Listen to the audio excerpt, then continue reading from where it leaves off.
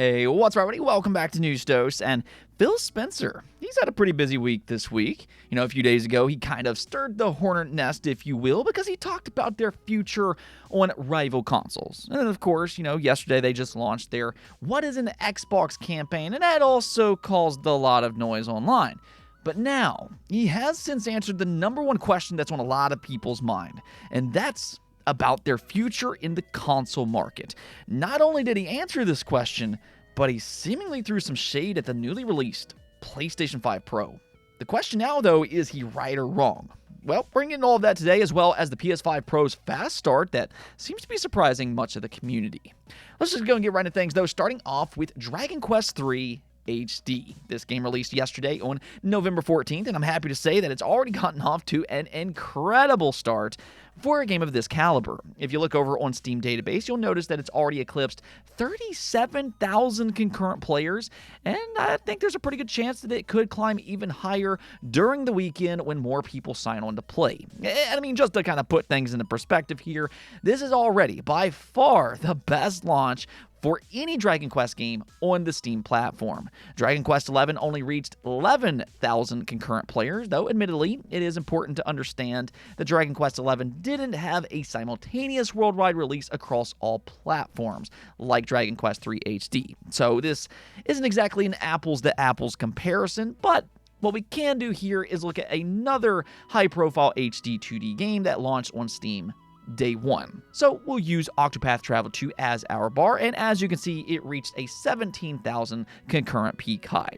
So, I mean, yeah, Dragon Quest III HD has already doubled that, and I think that's pretty telling in this case. This looks like it could be a big hit for Square Enix, and even more so here is that I don't even believe that Steam will be its lead platform. Instead, I kind of suspect that will be the Nintendo Switch, and by all indication, I mean, it's going to have a big launch, especially over in Japan. I mean, this is a massive series in Japan, to say the least. So it looks like a big congrats is in order for Square Enix and also Team Asano, which just continues to churn out some of their best games. Oh, and Avowed got an interesting update. Of course, Xbox decided to delay it into February 18th of 2025. They claimed it was because their Game Pass lineup is just too stacked for the holiday period, which I think that adds up. Call of Duty Black Ops 6, Stalker 2, Flight Sim 2024, and then Indiana Jones in the Great Circle for their final 2 months of the year. I mean, I'd say that's a pretty loaded lineup, all things considered.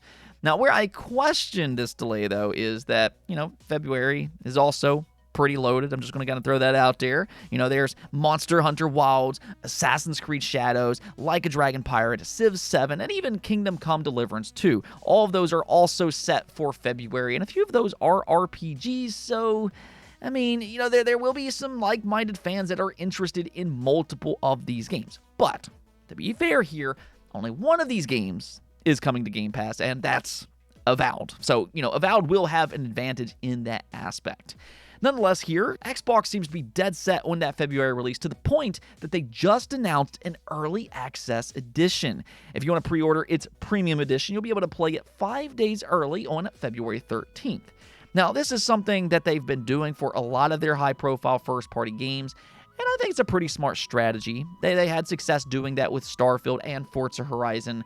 But yeah, I mean, if you're just really excited to play Avowed, maybe go and check out its premium edition, which comes included with some bonus digital goodies, or you can even buy a physical version, which includes a steelbook copy.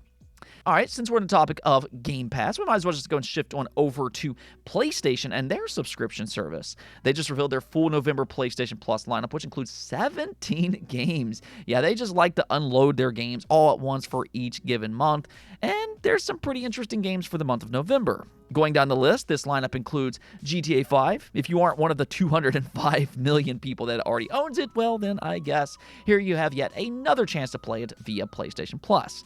Then there's Dying Light 2. That's a big one, as is Like a Dragon Ishin.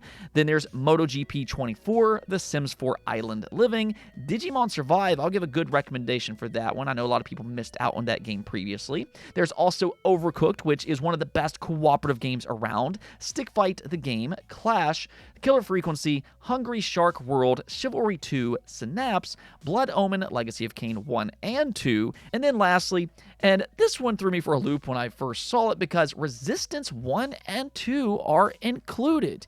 Now, I mean, I'll tell you this right now. I adore the Resistance series. These are some of my favorite games on the PlayStation 3, and that's kind of the thing, because when I first saw this, I got really excited that they just ported these games over to the PlayStation 5. However, that's not actually what's happening here in this case. What's going on is that these are PlayStation Cloud streaming games. I mean, you know, I guess it's still nice, all things considered. But what I'd like to see Sony do is get native remasters out for their modern consoles. For that matter, maybe they should do the same with other PlayStation 3 games like, I don't know, the Killzone series. All I'm saying here is that if PlayStation wants to invest in live service titles, well, then Killzone and Resistance, they're just sitting right there for them. I'm just throwing that out there. Come on, Sony. Let's make it happen. All right, so let's go and talk about Xbox here, though, because they've had a really busy week. I guess Phil Spencer is, making the rounds as he sometimes likes to do, and that can be a good thing, and at other times it can also be a bad thing. It really just kind of depends on how he words his messages, and I think a few days ago he definitely raised some alarms. He basically told Bloomberg that they're going to leave the door open for more Xbox ports to rival consoles, and they're not going to put a red line on any of their franchises. So that kind of implies that they could have internal discussions about Xbox staple franchises like Halo, Forza, and Gears of War on PlayStation. Now, that doesn't necessarily mean that it's going to happen, but they're not going to shut the door completely either. Then yesterday, they launched their What is an Xbox advertising campaign, which immediately had a lot of people speculating that this is their way of quietly leaving the console business. Now, as I said yesterday, I didn't view it that way because to me, that ad was, it really just wasn't new information. Honestly, this has been a part of Xbox's strategy since the Xbox One days. They do want people on their Xbox consoles. They are still selling Xbox consoles, and it's still an important part of their business. That's actually where most of their Game Pass subscribers comes from. But it's not their only business. They want to reach people through the cloud and on PC. They believe that's a vital part of their future. It's going to be a vital part for their long-term growth. And that's something that Phil Spencer confirmed in an interview with Rolling Stones. He said, "Our biggest growth in Xbox players is on PC and cloud. The console space all up isn't growing across all of them. We love those customers, but in terms of continuing to expand and grow Xbox, it's about PC, it's about cloud, and it's about making our games more available in more places. We'll definitely do more consoles in the future and other devices." So, there it is. They have every intention to make another console, and by all indication, it will be a next-generation platform. Now, how well this next-generation Xbox will sell for them with this more multi-platform, but not completely multi-platform strategy, that remains to be seen. But they've already mentioned that it will be the largest leap for a console generation. That almost makes me wonder if they're maybe going to position it as an ultra-premium way to play their games. But during this same interview, Phil flat out threw shade at the PlayStation 5 Pro. You don't really see this often from good guy Phil, but he said, "We think about hardware that can create unique value for our players or creators on our platform. We don't need to do incremental hardware for our own benefit." So he seems to be implying that the PS5 Pro was not made with the players in mind, but rather for Sony themselves. In other words, to boost their own business by milking their fans. And I mean, I think that's something that will connect with a lot of people. There's already been a lot of discourse for the PS5 Pro's price tag and its lack of a disk drive. I mean, we're talking about a $700 to $800 console. Is it a nice piece of hardware? Absolutely. But the question that's on a lot of people's mind right now is, what price is too much? And are they taking advantage of their fan base by releasing this console at such a high price? These are all criticisms that's been circulating within the game community well before Phil Spencer said anything. So it seems like Xbox's view is with that mindset. And what they want to do instead is wait until they can push out a major upgrade that will easily be noticeable rather than just having this incremental upgrade. Now, is he correct about that assessment, though? That's something that I want to hear from you all in the comments below. Do you like Sony's strategy, which can have incremental benefits for games that have technical issues on base consoles this generation? For games like Dragon's Dogma 2 or for games like Silent Hill? Or do you prefer Xbox's strategy and to just wait until a bigger upgrade is ready? Let me hear your thoughts about this in the comments below. But once again, Xbox's strategy seems pretty set for next generation. Expect a home console, a handheld console that they just recently announced, and continued focus on their cloud and PC growth. Now, speaking of the PS5 Pro, though, despite Phil Spencer's stance on mid-generation refreshes, the PlayStation 5 Pro seemingly has gotten off to a relatively fast start. Sony recently mentioned that it had a better launch than the PS4 Pro, and now we have some early results in Japan that indicates that, yes, the PS5 Pro is pushing out more units. In Japan, for its first week, it sold a total of 78,000 units, which is up from the PS4 Pro's 65,000 debut in Japan last generation.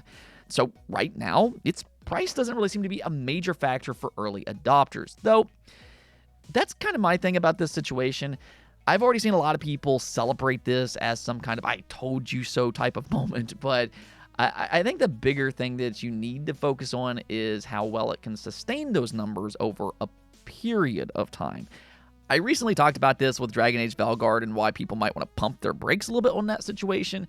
And ultimately, I feel like I was right for saying that, and I think it kind of applies here as well. I think for a lot of hardcore early adopters, they're going to buy this no matter what.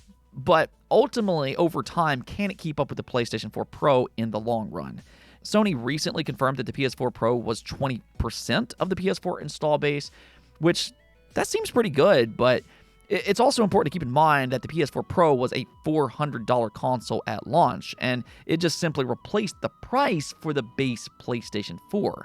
The PlayStation 5 Pro, however, is being positioned quite a bit different. This is $200 to $300 higher than the base PlayStation 5, and I have my own suspicion that will impact its sales over time. Maybe not immediately, but over time. My prediction is that it's not going to reach 20% like the PlayStation 4 Pro. Now, that doesn't mean that it's going to be a failure. At the end of the day, the only thing that really matters here is if it meets Sony's internal expectations, and right now, they do seem happy about its launch. So by all means, it's been successful for them so far, and for that matter, if they're selling each unit for a profit, then they're probably very thrilled about these early numbers. Again, though, I'd like to hear your all's predictions about this in the comments below. Last generation, the PS4 Pro reached 20% of the PS4 install base. What percentage do you think the PS5 Pro will have this generation? Anyways, though, that's going to be it for this episode, but until next time, make sure to have a great weekend. Subscribe. I'll see you next week. Peace out.